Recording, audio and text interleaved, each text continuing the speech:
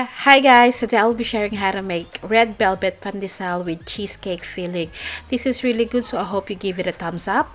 We need 1 egg, half a cup of sugar, 1 teaspoon of vanilla, and 250 grams of cream cheese.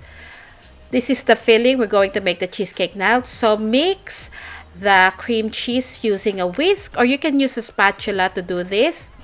Just make sure that your cream cheese is at room temperature. To this, we're adding the egg. The steps to make this cheesecake filling is really easy. Add the sugar and continue to mix this until all the ingredients is smooth. There's no more lumps of cream cheese. Just like this. And now we're going to add 1 teaspoon of vanilla.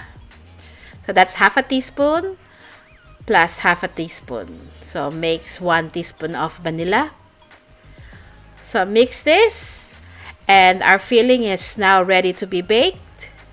I'm going to bake this in a cupcake pan with cupcake liner. I'm using cupcake pan because I want this to cool easily and it is easy to portion the cheesecake filling. So we're going to bake this in a preheated oven at 160 degrees Celsius for about 15 minutes. So this makes about 11, about 1.5 tablespoons in each. And this is what it looks like after baking for 15 minutes. Set this aside and once it cooled down, put it in the fridge. Now for the bread, we need 2/3 cup of warm water, 1 tablespoon of sugar, 1 packet of yeast, and 1 cup of plain flour. Combine the sugar and the warm water. To this, we're going to add the yeast. We're going to set this aside for about 10 minutes or until the yeast is bubbly, just like this. Combine the yeast mixture and the flour. Give this a mix and then cover this with cling wrap and let it rest in a warm spot for about 45 to an hour or until it doubles in size.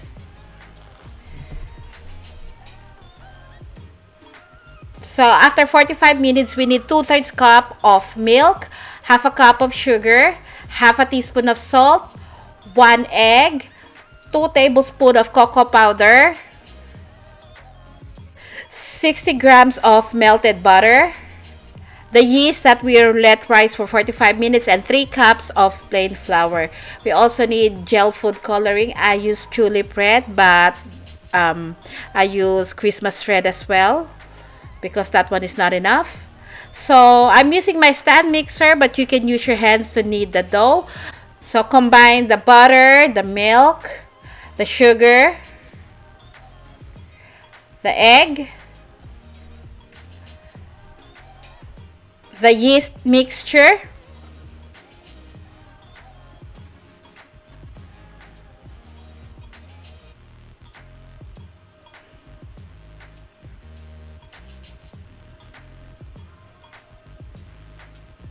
now sift in the cocoa powder. It is important to sift this so we don't have any lumps of the cocoa powder.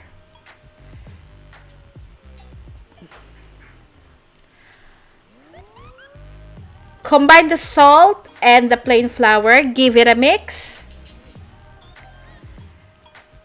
And then add the flour into the bowl of mixture. But don't add all the flour because we added the 2 tablespoons of cocoa powder. That might make the dough dry. So make sure not to add all the flour at the start. Add the gel food coloring. The color is up to you on how much you're going to use.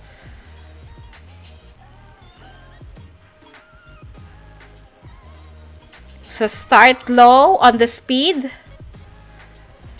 of the mixer. So here I'm adding more food coloring.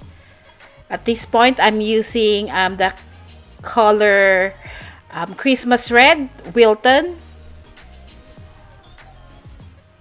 So I'm increasing the speed.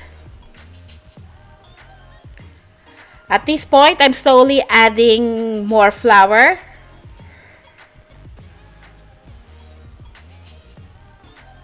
This is the leftover. Don't worry, in the end, I add all the flour.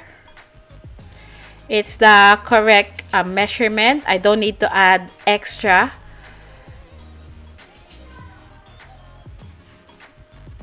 My mixer, when you put it on high, it moves a lot. So I'm checking the consistency and the color of my dough and do final adjustment. So I can see that it needs more color.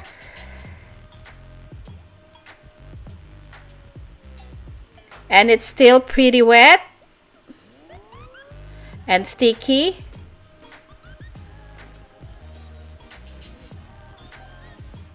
So here I'm adding all or the rest of my flour.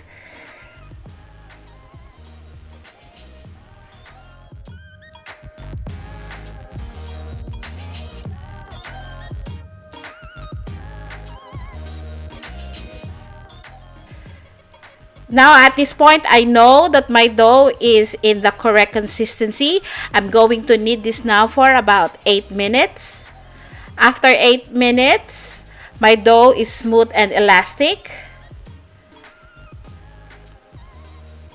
Again, you can do this using your hands. So I have a bowl here with oil. So form your dough into a ball and then roll this into the oil. Cover this with cling wrap and let it rest in a warm spot for about an hour or until it doubles in size. After an hour, the dough has doubled in size.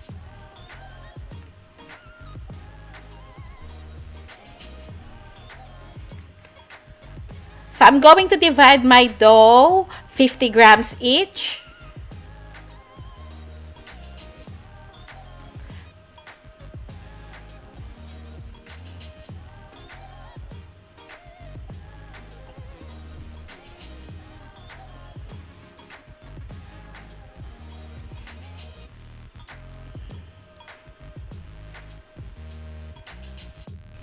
Is it only me that I find this color like chunks of beef? Now tuck the ends of the dough and then roll it against your work surface to form a ball.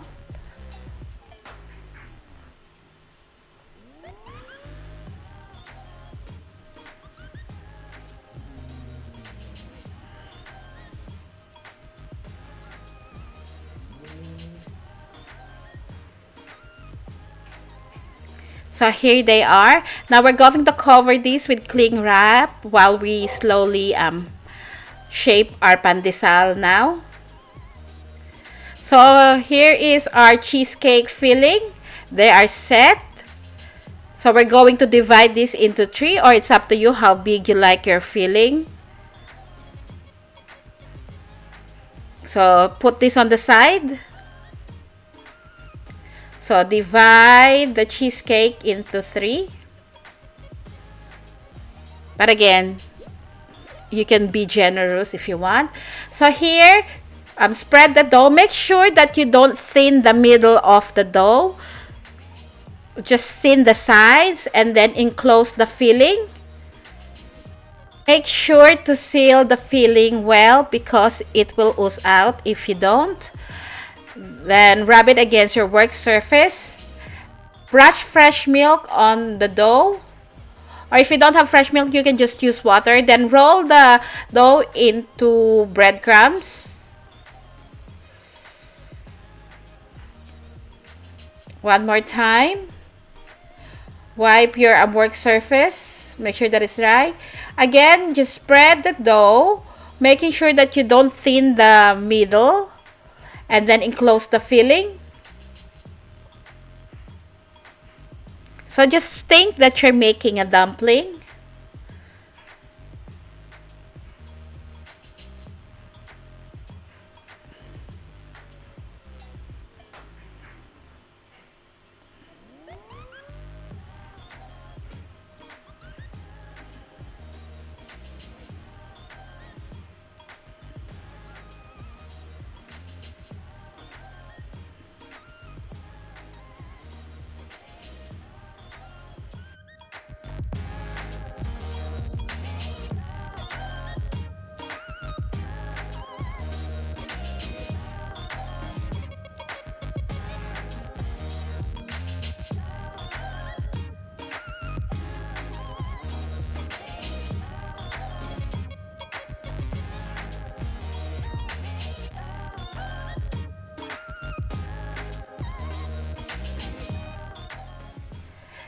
And this is what they look like. Again, we're going to cover this with cling wrap, and we're going to let it double in size for about 35 to 45 minutes in a warm spot.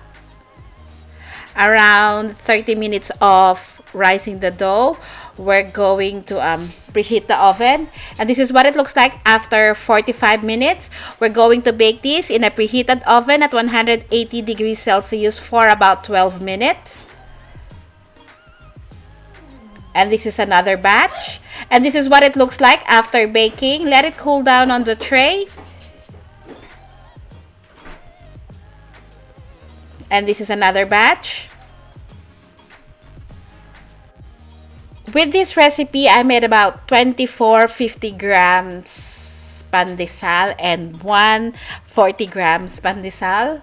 So this is the bottom and this is the top. I'm going to show you what it looks like in the middle.